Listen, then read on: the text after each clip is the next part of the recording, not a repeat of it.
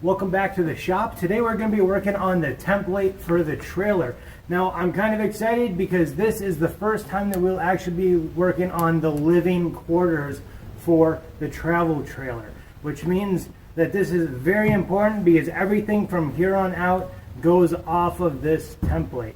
Now unfortunately the wood that we have for the template isn't the best, but honestly I'd rather use it for the template than the trailer itself, because I would rather the better stuff be on the trailer than trying to make it work. But this will work for the template. I'll just have to make sure that when I'm marking things out, the wood is as flat as it possibly can be. The tools that I'm going to be using today is pretty simple. It's a metal yardstick, 2 different squares, a pencil, and of course a handy dandy tape measure. In case you're wondering who made all 4 of these measuring devices, it is Johnson, and so far they haven't really let me down. I haven't been able to see any real difference in the measurements from one tool to the next, so that is obviously a positive. But you guys don't really care about the tools, do you? So I'm going to show you guys right now what it is exactly that we're going to be marking out on this piece of plywood.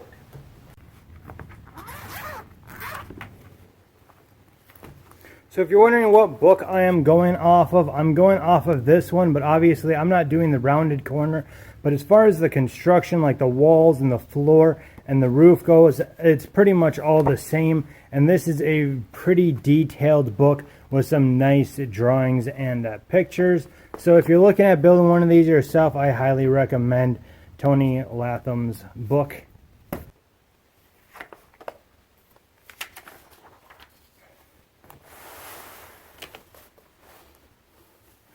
Alright, so here's what we got going on. This is the front of the trailer. This is the back. This dotted line is the 8-foot mark for the first piece of plywood. Everything back here is going to be attached to this piece here that goes all the way across. This is where the back of the door is and the bottom of the door needs to be. These measurements all right here are all for the shelf. Now I'm hoping to be able to get this marked out today, the radius, as well as the door and window location, which means I'll have to be getting both the door and a window out to be able to measure and figure out exactly right where those are going to go. And if we're lucky, we'll be able to figure out exactly right where we're putting styrofoam and all of that stuff to lighten the load as well as help insulate the trailer. Now that you know what I'm doing, I'll get back with you with periodic updates. Step 1 was to try to get this board as flat as I could. So I actually just grabbed a few things. I got the scrap wood bucket, a bucket with a bunch of bike parts in it, my clamps thing, which happens to be the heaviest thing on the table, as well as my router box. And I think that's making it flat enough that I should be able to start measuring stuff out and marking it out. And what I think I'm going to do is I'm actually going to go ahead and leave this on there overnight as well, so that hopefully it'll kind of start flattening itself back out. But the nice thing about doing this, opposed to like clamping it down, is that there's no clamps in my way, so as I need to, I can go ahead and move them around as I'm working. After looking at my directions, I think the easiest thing for me to do is going to be to mark out that front radius at the very first thing, so that I have that, and then I can kind of judge and grade how things are going to go, like where the door is going to go and the window exactly is going to go off of that front radius. Alright, so what I did is I took a piece of scrap wood, and as you see I put 2 holes in it. One hole held a screw and the other held a pencil/pen. And I took the one hole and I put it right there and I screwed it down into there. That way I had a pendulum, and then I put the pencil, which ended up being a pen because the pencil kept breaking on me. And what that did was it made it so that I could make a nice radius all the way around, right, from point to point. So that's what the radius of the top of my trailer is going to be. I put X's here so I knew that that's what needed to be cut out. I have also put down the floor marking so that I know what I'll eventually have to cut out. This is for the bottom of the door, and here's the side of the door. That's to come. I also marked out that this is the back seam for it, because then I've got another 2 feet that come out right here. This here is the center of the bulkhead. The bulkhead is 3/4 of an inch thick, as you see right here. I also put down where the cabinet's going to be. So my cabinet space is going to be this deep. It's going to come down to here. And there was nothing that needed to be marked up top until I get the door in here. The door is 5 inches from the very bottom of the plywood. So that means that once you get the mattress in there, that should sit right about there.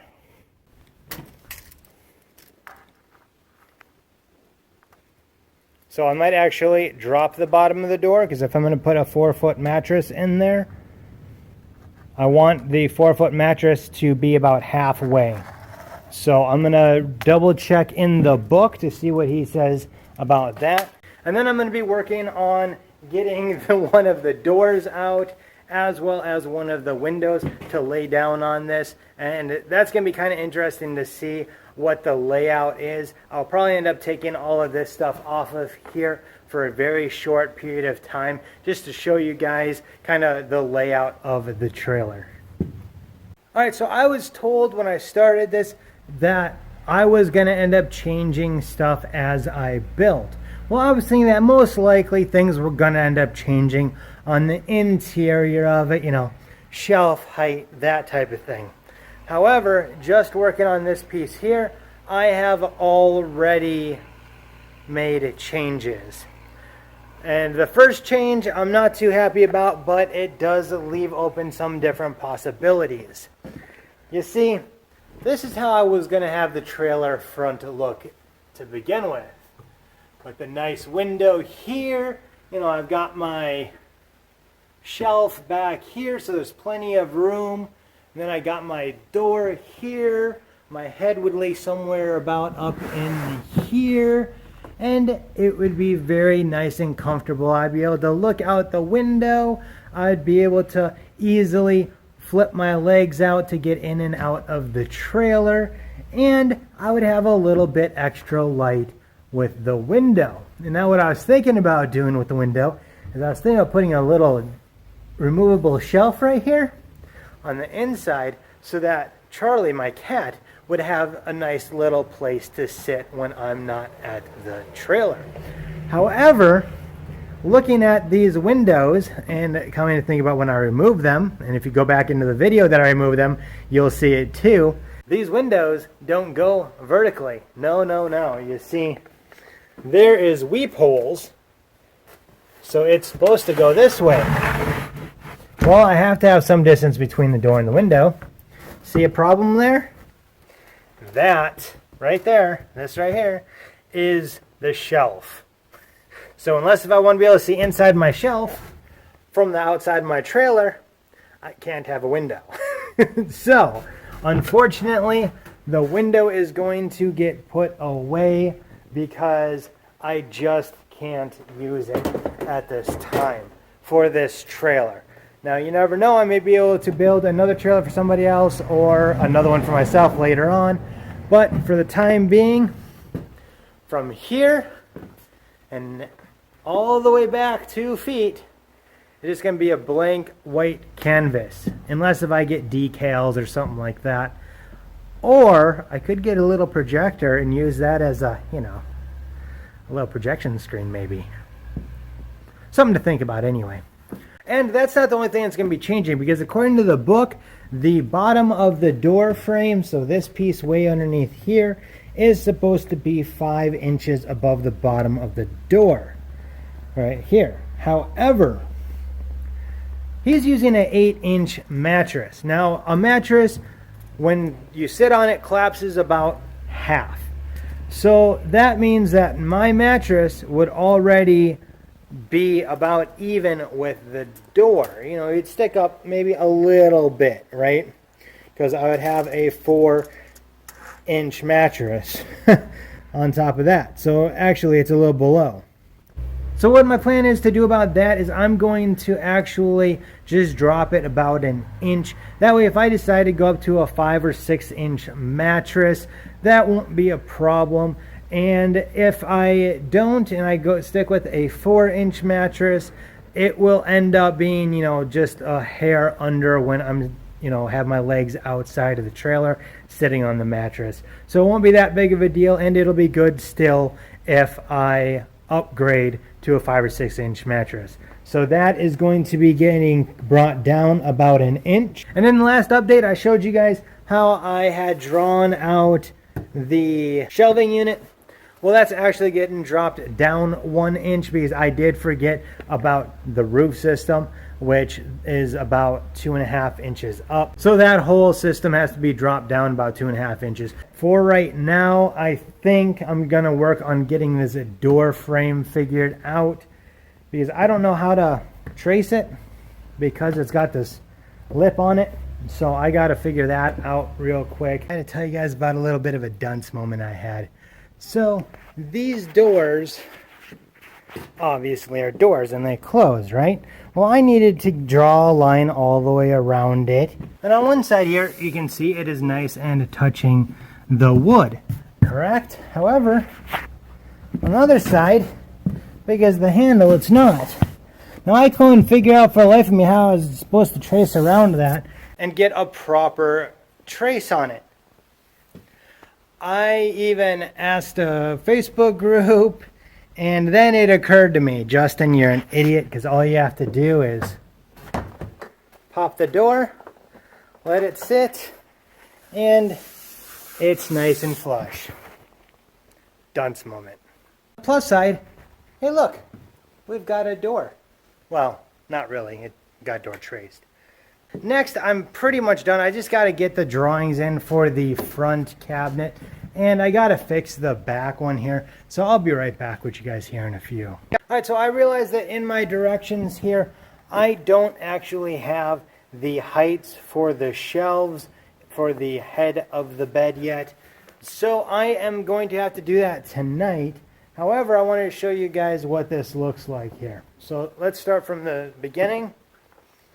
So here we've got the curve, right? This all gets cut off. So the inside of the trailer actually starts about 2¼ inches in from there. And then we end up with a shelving unit that takes up probably about to right there. And we got our door here.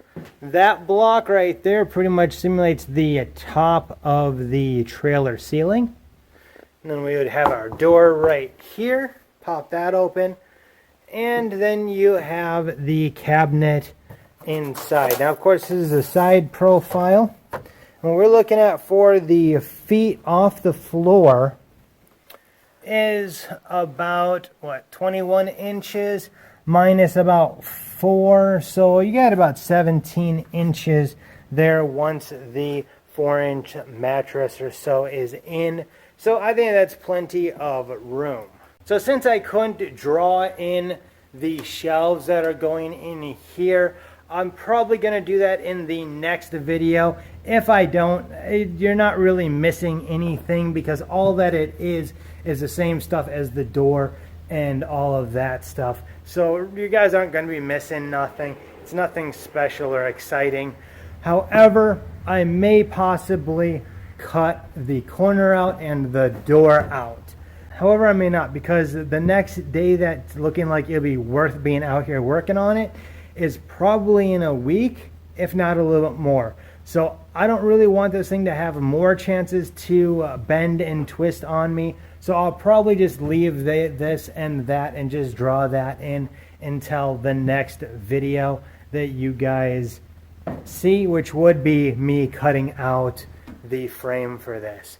So if you guys are liking these videos, do me a favor, hit that subscribe, hit that bell, because obviously I don't put out regular videos. And until next time, you guys have a good one.